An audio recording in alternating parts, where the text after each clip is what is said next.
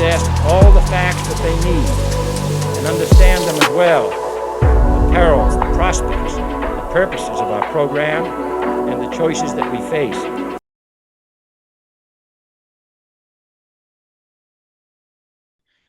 Hey everybody, how's it going today? Thank you so much for joining us on episode 3 of Ultra MK Podcast, where we are reversing the narrative. And today I'm honored to be joined by two very amazing patriots and man of God who decided they wanted to make some time in their day to help us sift through the lies and find the truth where it is. And so I'm honored today to be joined by Michael Ware, who came on to my very first podcast episode. So I already know that the public's already wanting to ask you some questions in the future, Michael. So we'll have to see what the people are asking you based on that episode. So he goes by Truth Farmer 777 on True Social. That's where you can find Michael. And I'm also honored to bring in the mystery man behind the cowboy boots, Mr. Juan Savin, who decides he wanted to join with us today. So thank you, Juan, for coming. Hey, it's beautiful to be here, and I actually haven't got my boots on today. Uh, they don't tolerate the salt water very well, so I have my All right. today. Even Juan, I even think, Juan gets comfortable. well, they just don't work so good. They're expensive boots. I don't want to damage them, so wiggling my toes in the sand if I ever get the chance. I actually haven't. Even though I'm in a beautiful spot, I haven't had a chance to hit the beach yet. I've been here for 3 days and we've been just in urgent crises on several fronts the whole way through. Not the least of which, by the way, is Tina Peters' situation. And there have been pretty involved meetings over the last week and a half, 2 weeks, including one very important one yesterday over at the Justice Department. The issues are such that from a state's authority versus federal authority perspective, there's a pretty tight grip on Tina and the pathways for President Trump or any federal agency to intervene are pretty narrow, although I think we have a pretty good idea where this is ultimately going to end up at. But I'm writing a brief article that I'll post over at Gumroad here, probably maybe late tonight, probably more like tomorrow or the next day. And they get handed around everywhere, so I'm sure people will see it. But to help with the understanding of where we're at in Tina's case and what's in play. And the only other thing I'd add to that, as King Nebuchadnezzar learned the hard way, God governs in the affairs of men. And for any entity, any form of government, any individual, judge, administrator, God uh, takes some pleasure in reminding people who's actually got power in any situation. And so prayer changes things, and we give God permission. He gave the earth and everything in it to Adam and his seed, and authority over everything that creeps and crawls and moves upon the earth. And we, as the second Adam, through Christ, have received those authorities back again. They're restored. So when we pray, we give God permission. God's a gentleman. He doesn't jump in where he's not invited. The earth, we see problems all across the world, and we have to remember that. Why does God let this? Why does God let that happen? How come? Excuse me, it's ours. God gave it to us as children of Adam, and authority over these things. We have to exercise those authorities given back to us through the blood of Christ. And so when we invite God into difficult circumstances, be it our life or the world around us, we are asking for his intervention where things have exceeded our understanding or physical capability to intercede, and we're giving God permission to act according to his will here in the world around us, to bring his government, his justice to bear. And those that are opposed to God's will, there's a saying in the Bible from Proverbs: the beginning of wisdom is to fear God.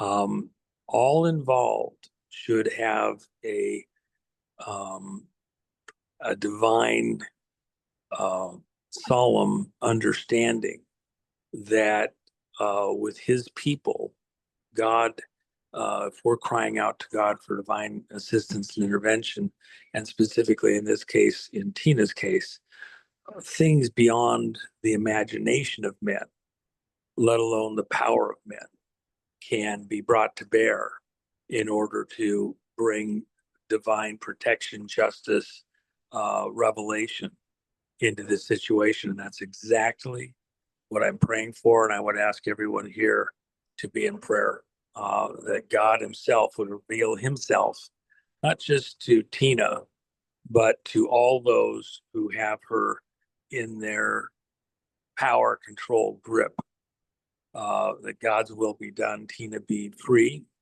and able to speak freely and rejoice in his presence as we see justice in the world around us. Does that click for you guys? Yeah, you're speaking our language, Juan. Thank you. Yeah, but for our audience, that's a great way to explain it. Yeah, no, absolutely. It's like, and I've heard even our Michael, you probably know a little bit about this, but Pastor Dave often talks about like cosmic law and God's law, being superior to any man's law, and the way that that works, and how the enemy has to subordinate, to the righteousness and to God's word and the blood of Christ in every situation. So, if you have anything on that, Mike or Juan. Well, what I can say about that is just that it's a chess game. There are still some moves on the board left, and the enemy's trying to prolong the game as it's been explained. And so I think that perseverance and prayerful commitment to seeing things through to the end and not getting distracted, would be the wise strategy. Well, and I will say this, there's very few people in this world, in this country, as strong as they might be, as stoic as they might be in a difficult situation like this, very few could hold their own in the circumstances that Tina has found herself in. This didn't just start yesterday.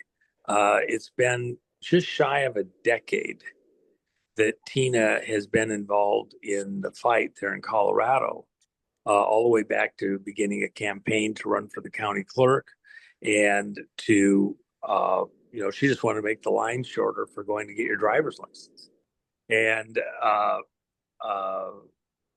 what seemed like such a simple thing has evolved into something absolutely stunning. And you would never have thought at each checkpoint, who would have thought it would become as crazy as it has for all involved. And Tina certainly would never have guessed it in the early days.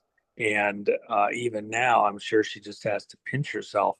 How have I found myself in this situation? And by the way, if the governor himself offered her a pardon at this point in time, I'm pretty sure, based on our conversations, that she would not accept it, because a pardon would somehow include some acceptance of guilt. A crime, yeah, of guilt. And she's not guilty of any of the things that they've accused her of.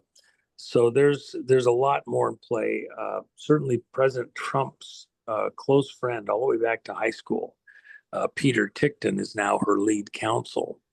He has kept all of the legal team in place that has been working on the case thus far. He's lead counsel over at American Rights Alliance. My friend Trennis Evans, Jay Sixer, is the chief operating officer there. The money that came in to fund that is Trump Jr.'s money. And so we have a lot of interesting, fun stuff that's going on here. So, No, that's wonderful. And I'm just, yeah, we're just going to keep praying for her that God can make things happen and get the right people in place to help her to become freed. So thanks for all the work that you're putting into that. And we see it and we'll be praying for you too. Um, we also want to, I think we want to ask about our first lady. And, you know, a lot, obviously mainstream media always talking about President Trump, but I think sometimes we forget about the importance of his wife, Melania Trump, you know, and I know that, you know, for a long time, we would see things that she would be involved in, but, you know, in his first term, and it just seems like we're not seeing her as much these days, and it's probably for a reason, but, um, you know, what can you tell us on her and how she's doing? well, Jennifer just did the art on, by the way, I have fighter jets coming in to land over at Kaneohe. So it might be a Some little loud for trainers. a second. Yeah. Yeah. Yesterday there was 8 of them that came back, and it was so beautiful. They'd obviously been out doing what they do, but it was fun to watch them.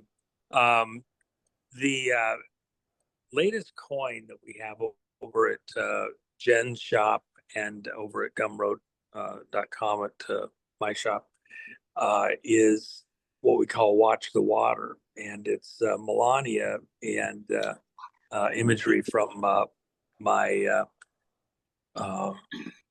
Japanese version, Kid by the Side of the Road, and Melania. It's a fun coin. Jen says it's her favorite coin of the ones that we've done, the silver coins. And so that's kind of a fun little side note.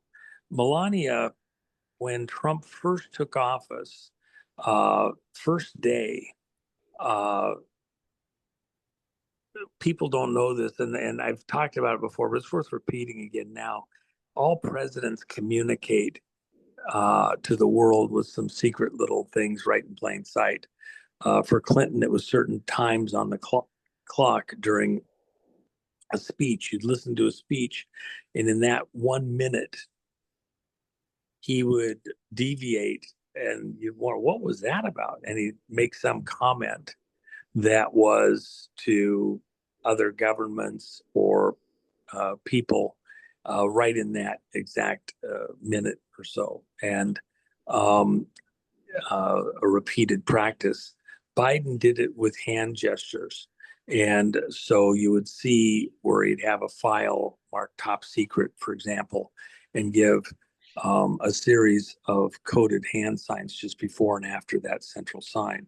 Now, are you Um, talking about Biden before Trump's first term, or the yes. installed Biden that we're coming to know is not really Biden, Mm, but Well, he did it as a VP. mm. And then certainly the actors portraying him continued to do it during his presidency. And by the way, this very interesting truth retweet that Trump did over the weekend on Saturday. Saturday, for those that aren't aware of it, President Trump retweeted somebody else's tweet saying that Biden had been executed in 2020. And that the Biden that we were seeing over the last many years was a actor. So you have to think about the magnitude of what was done there. Here you have the sitting president, arguably the most powerful man on earth, with all the contacts, intelligence, everything else, and he retweeted that Biden was executed in 2020. Well, Trump was president during all of 2020 and didn't leave office until January 20th of 2021. So for him to uh, retweet somebody else's tweet saying that Biden had been executed. You have to think about that. Well, he wasn't executed in the criminal justice system. He wasn't executed as an act in the federal courts. So the only option available would be a military court, and as a result of a tribunal, etc. And nothing like that could happen without the approval and involvement of President Trump. So when President Trump retweeted that, you'd have to say, was this frivolous? Was this ultimately irresponsible? Is it toying with people's thoughts and emotions to make such an audacious statement, which by retweeting it, Trump is making that statement, that Biden was dead in 2020? Not just dead by a heart attack or a brain aneurysm or something else, but executed.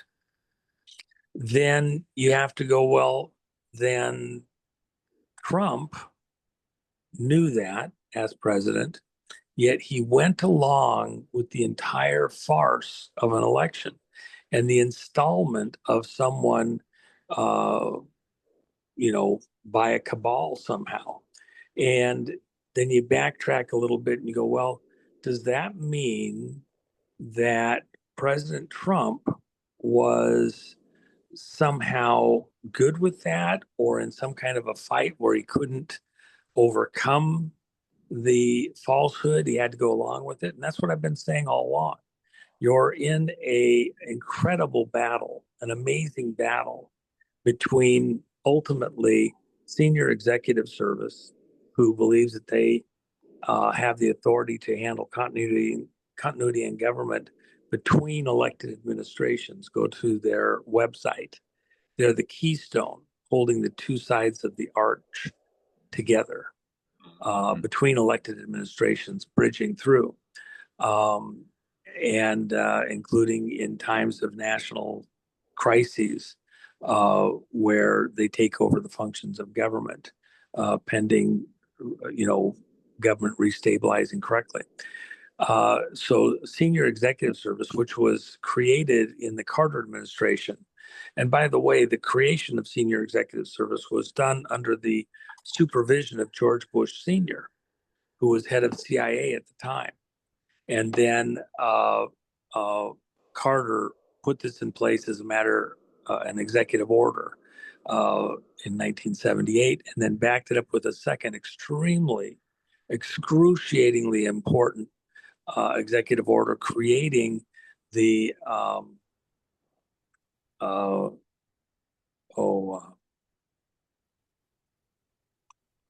I forget the name of the agency there. It'll come to me in a second.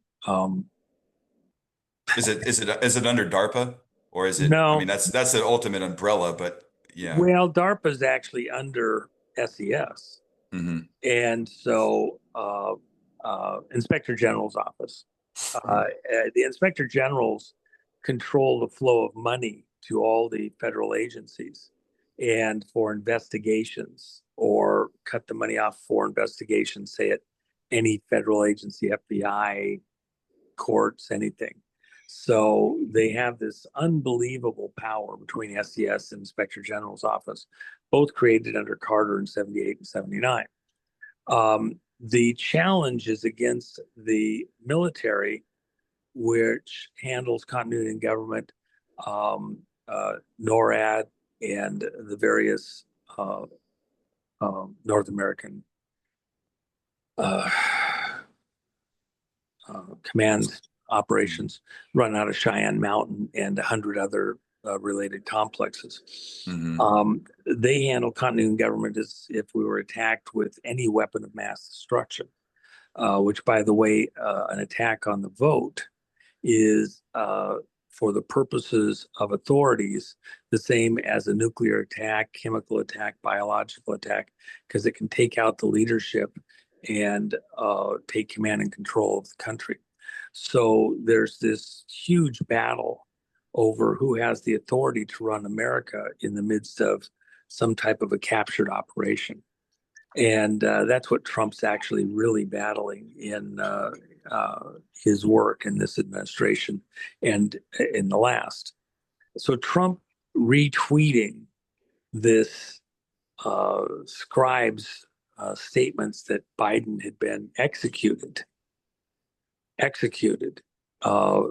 in 2020 is just the most bizarre thing. You know, if it wasn't true and Trump's putting it out there, wouldn't it be reckless? Wouldn't it be frivolous, playing with the thoughts and emotions of the American people over something like that? And if it is true, what are the implications? I think we have to slow down and really consider what that really means in this bigger fight. And then I go back to your question about Melania. Where's she at in this? So in the first administration, Trump's secret way of communicating, his chosen way of communicating with the world, was the language of semaphore, which is the language of flags.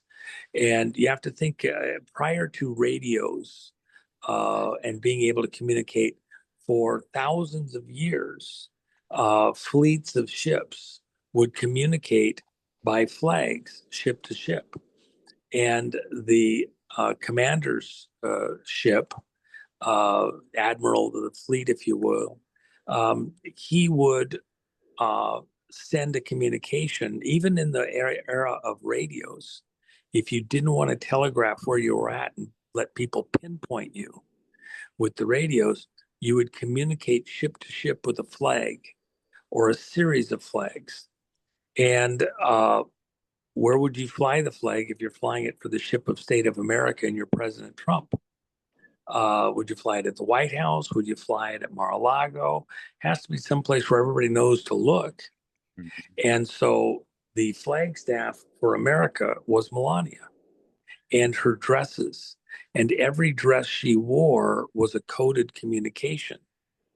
In the years to come, decades from now even, people will still be putting together and understanding more fully the meaning of all of the flags. But think of the first day that Melania was the first lady there as President Trump was sworn in, January 20th, 2017. Right. She wore a blue Tiffany dress. blue. Tiffany blue. It was Tiffany blue, which is the color that Jackie Kennedy created when she was leading the group that was coming up with a new paint scheme and design for Air Force One, the flagship, if you will, of the presidency out to the world, what people see when the president goes out across the world to represent America. And so a very important flagship color. That Tiffany blue, when she wore that, and then the boxes that they bore as gifts, walking at Pennsylvania Avenue and then to the White House to meet the Obamas. And she presented the box there on the front porch of the White House. And they didn't want to tell you what was in the boxes, but it was a picture frame. I was hoping it was handcuffs. No, we're going to frame you. Oh, I love it. That's even better almost. I thought it might be a binder that they needed to go through. Yeah. Well, of course, the Obamas never wanted to talk about it because they were not pleased, and Trump, in a very Trump-esque fashion, led with a jarring shot to the jaw, and because their jaws were wide open, the audacity, and but the message is that which was taken from America, we're here to restore and take back, because dreams of America, the path forward, go to the moon and great things for the future of America were stolen from us at the time of the assassination. Now, I had plenty of people, and you go back and you look at it, and there was a lot of mischief going on during the Kennedy administration. And it is actually painful on some of the stuff there that things that were going on. The other side of the coin is we were in a very, very difficult period, and the controls into the leadership of America, the management of America, were unbelievable. The creation of the UN, handcuffing the functions of America, Truman creating the CIA and Air Force, and then filling it out with secret handshake people.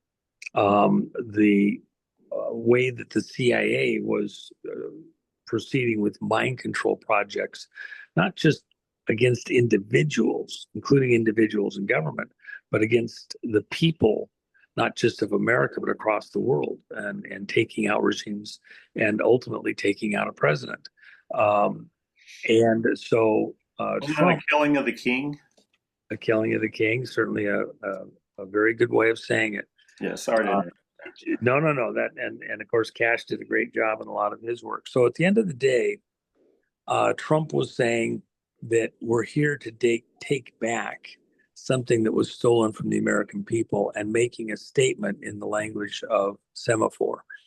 Now, if the first flag was important, wouldn't you think the last flag would also be important? So you go to the last day of Trump's presidency as he was leaving office, uh, January 20th of 2021, Melania, who is the Flagstaff, who is totally in on this role that she has.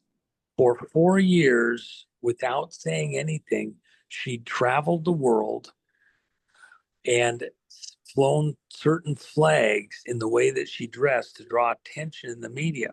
And by the way, remember, Melania, she didn't get any covers of magazines. The women's magazines that normally want the first lady right and left, of course, trying to portray Michael as the most beautiful man, woman on the planet, transgender in existence. But the reality is, best makeup and photo stuff. There you go. There's C-17 coming in. Beautiful. Okay. Wow. A lot of activity there. Yeah. That's one of the most amazing aircraft on the planet. But Melania was totally in on this. Think of how she had to get the timing right. She had to be at the right locations and to get the right attention, in spite of the fact that they weren't putting her on women's magazine covers, etc. And yet she was flying the flag for America and for President Trump to communicate certain messages.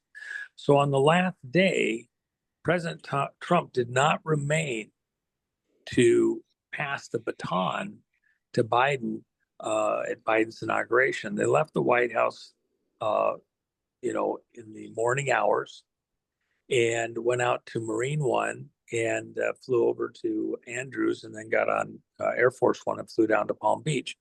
When they left the White House, what color dress was Melania wearing? She was wearing a black dress.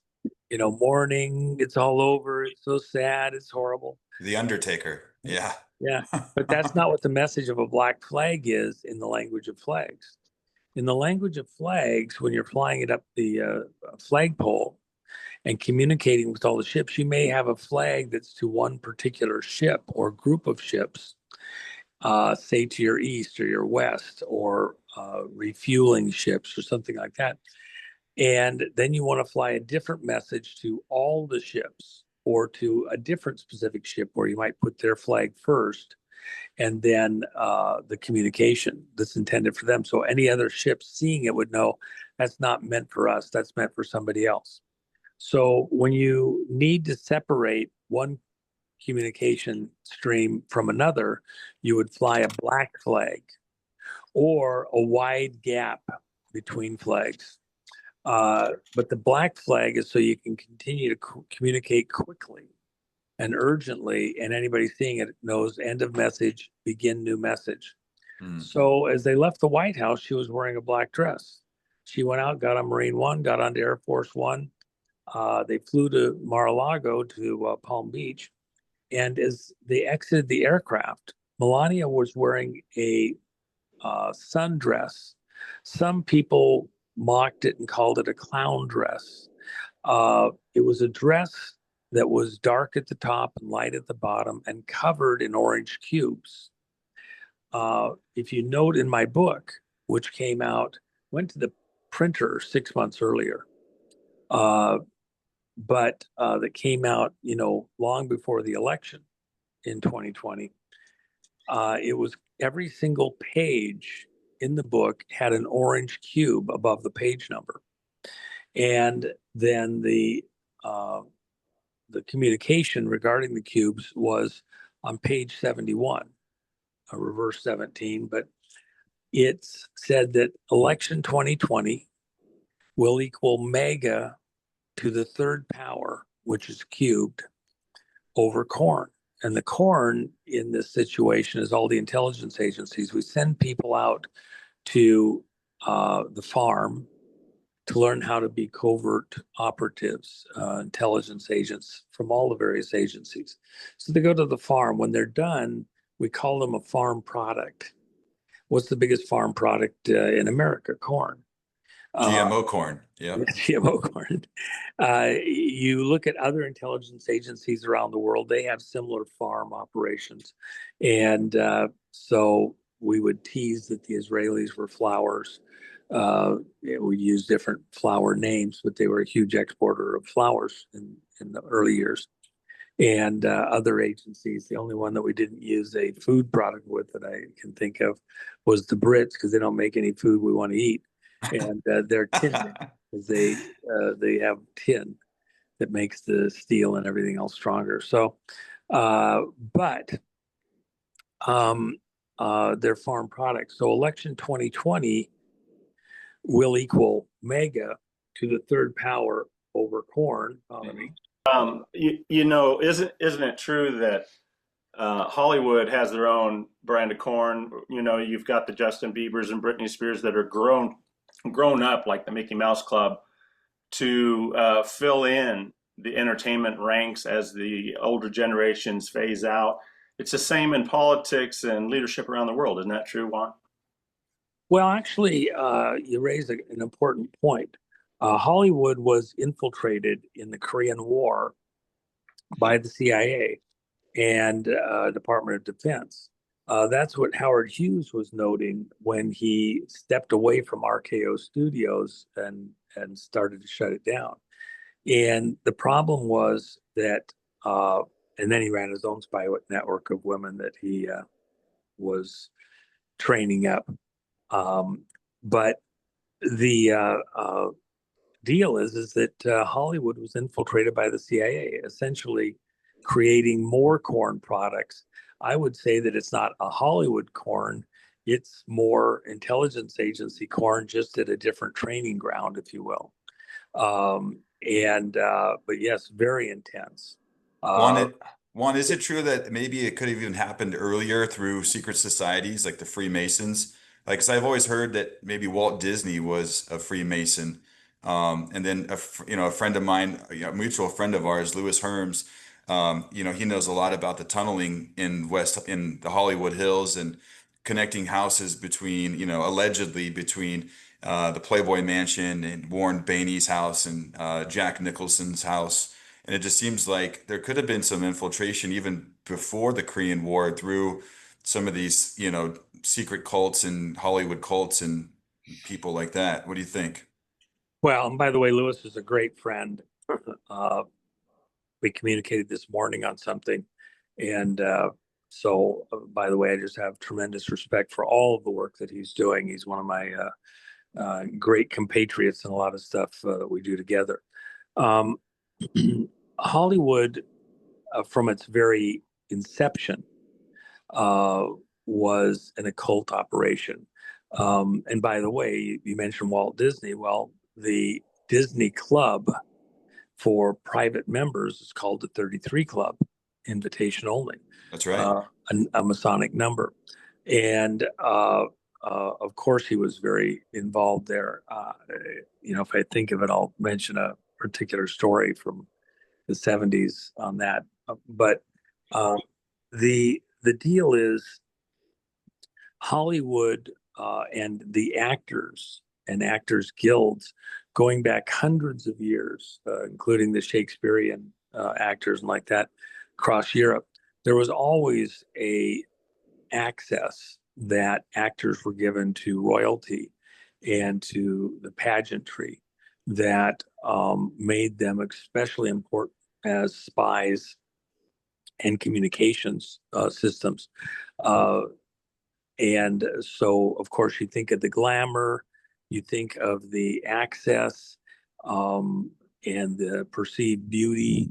Yeah, they're trying to be idols, right? Like Right. they see themselves as some kind of an idol, and the Bible talks about don't worship false idols, and these people are gallivanting as false idols. And I mean, just from my perspective. Well, if you think of access and then vulnerability, these are people that then uh, can be um, honeypotting into the right circles. Right. And so, for example, I've mentioned this many times, National Academy of Theatrical Arts and Sciences. It gives out the Golden Globes and Emmys and all these other things. Um, that seems very benign. It's just a guild of actors, actresses, and agencies working together. But what's it? They love their mirroring. They love their connections in. Yeah, they love their symbolism, that they love their numbers, they love their Saturn symbols and their uh, you know, Well, for example, in the National Academy of Theatrical Arts and Sciences, uh, National N, Academy A, Theatrical T, uh, uh, National Academy of Theatrical Arts A, and Sciences S. What's that in reverse? It's Satan. So these are the Satan Awards. Okay. Within the clubs, within these various groups, it's very clear who these organizations give homage to. And they love their little secret handshakes, gestures, and like that, right in plain sight, that mirror things and communicate things right in plain sight. They actually believe that they're communicating to you in plain sight. It's up to you to choose to go along with or not to go along with. And if they say something relatively obvious and you're good with it, you go along with it, then there's sins of commission, things that you do, and sins of omission, things that you fail to do, that uh, karma comes on you based, as you sow, you shall reap, rules that are divine in origin and God will not violate. So you will reap what you sow. And so they believe in karma, 1,000%, God's karma, and that it's a law of nature. So if they tell you what they're going to do in plain sight and you do nothing about it, then you were good with it. You had the opportunity to act, to say no, to reject. And if you didn't, then the bad karma is on you. If you do reject it, then you're proactive. Then they don't. They told you what you were going to do. You acted, and they go do something else. boy, that sounds a lot like the terms and service agreements that everybody scrolls through and then clicks accept every time they want to download an app to their device, and whoever reads all that jargon anyway. But it's like the same kind of a tactic where you're complicit because you are ignorant in the sense of you didn't call them out on it or you didn't expose maybe what they were doing. So you just It's like that old saying, all it takes for evil to prevail is good men to do nothing. Yeah, and they want us to have to bear the responsibility. They don't see if you accept it. Is there bad karma on them? They told you what they're trying to do. In witchcraft, there's a hard thing that is very difficult for people to get their mind around, and that is if I, uh, you know, uh, a warlock explained this one day to me, and he was being very open. He says, raise your left arm. So I raised my left arm. And he said, hold it there for a minute. So I held it there for a minute. And then he says, okay, put it down. And I put it down. He says, okay, for those moments, you were under my control. And so I had control of you. You didn't argue. You didn't fight me. I just cast a spell on you. And you had no clue I just did that, did you? So I had some control over you for some period of time. How many times when somebody tells you to do something, do you, especially if it's done by a witch or warlock or somebody in the satanic realm, are you good with being controlled? And you have to think about that out through our society in the way they think, in the way they operate. Are we accepting and not fighting much of the things that they do to manage and control us societally? And if they control whole agencies of government and then are able to get people to go along with certain things, are we bearing some guilt by not stopping them, by not intercepting them? Well, when we don't know, how guilty are we if we couldn't control it somehow? And I'll use abortion as an example. When the courts were presented with the abortion issue at the federal level, and the federal court mandated that abortion be allowed in all 50 states, bypassing the authority of the states. For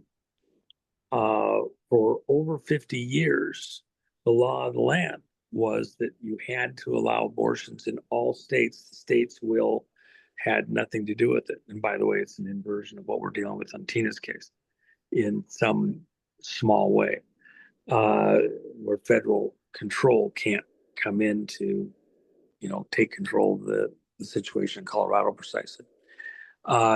So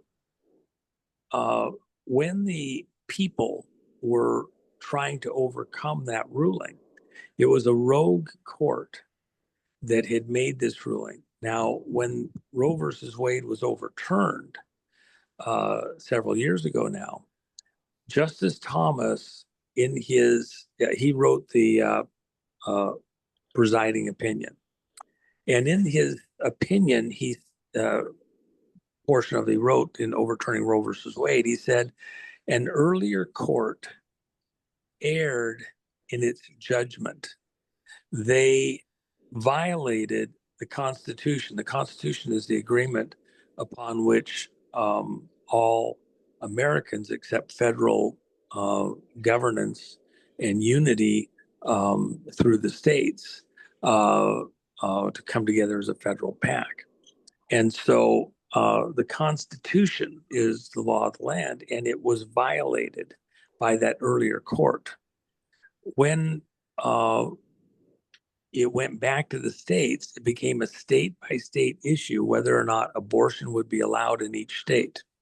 Now, as a citizen, while there is a guilt for the death of innocents that we as a nation were, allowing, it was our government, our operation. To the extent that we resisted and were counted as being against this evil, we went against the law of the land and challenged it as being lawful and legal, and put ourselves on the right side of history. Is there judgment from God on those who opposed an unjust law being imposed across the land? And I would contend that God sees, and that those individuals who spoke up and acted to counter this evil, that they somehow were free of guilt, if you will, for what was done in their name as a nation. Whatever guilt was there that had happened under our watch was reduced or negated. As it goes into the states, there's a different guilt or freedom from the way the law is exercised. And of course, in the Old Testament, in Leviticus, if there was a death in the land, a murder, and the murderer wasn't found, a curse was on the land until the murderer was found and dealt with justly. And so the people were highly motivated because crops wouldn't yield, the rain wouldn't come, plagues would show up because of an unrequited murder or injustice until the murderer was captured and dealt with. So people were pretty proactive to get to the root of a crime. Here, with the murder of innocents, and there's a guilt, a collective guilt here as a country, we overcame that. And those that were diligent in getting the law flipped back, there's a certain, is God going to just judge us all when it wasn't done? The Constitution does not allow this violation. Invaders had come into the house and pirates and put their law, imposed their law on the people, which wasn't the will of the people. So once we recaptured it back, and now we're recapturing it state by state, then there's a certain freedom from judgment that is in play here. Now we go out to all the actions of government and we think of we the people, what other things are being done in our name or not done that imply guilt or innocence, judgment by the house, by the hand of the Lord. And we think of Sodom and Gomorrah as an extreme, where certain judges are ordering things into play that, for example, and I think Colorado's the worst in the country, but there's plenty of horrible places, but where they just, are putting in place laws that children, youth, can decide that they want to have their genitals mutilated, and the parents have zero say over this. And that if a parent even raises an objection to a child saying, gee, I think I might be the other sex, that the child is immediately taken away from the parents if they raise even the tiniest objection. So you can't parent your own children. Is that a hijacking, a pirating of the will of the people? Is that the majority of the will of the people, or is that just a judge that needs to be reined in? Where's God's judgment come? If the people are extremely proactive to recapture control at the bench and of the public officials, then they, have taken a stand. God's judgment passes over them and goes to those who are with it. And those that are unwilling to raise their hand against this, or to speak up, or to take action more than just words to somehow recapture control of their state, they somehow get counted on the right side of history and justice. That's where we want to be. We want to be on the right side of God's judgment. Amen, brother. Amen.